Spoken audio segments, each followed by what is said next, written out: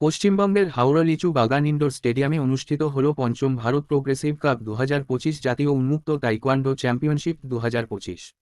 গত 11ই জুলাই থেকে 13ই জুলাই দুদিন ব্যাপী এই জাতীয় উন্মুক্ত তাইকোয়ান্ডো চ্যাম্পিয়নশিপের আয়োজন করেছিল নকআউট তাইকোয়ান্ডো একাডেমি ইন্ডিয়া, যার প্রচারের দায়িত্বে ছিল নির্ভেদ্যা স্পোর্টস সেন্টার অফ এক্সিলেন্স। জানা গেছে, দেশের বিভিন্ন এলাকা থেকে মোট 465 জন ক্রীড়াবিদ এই চ্যাম্পিয়নশিপে অংশগ্রহণ করে।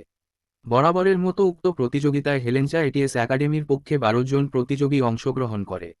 তার মধ্যে 12 জন প্রতিযোগী সফলভাবে পুরস্কার ছিনিয়ে আনতে সক্ষম হয়, যার মধ্যে গোল্ড মেডেল ছিল 2টি, সিলভার মেডেল 2টি এবং ব্রোঞ্জ মেডেল 8টি।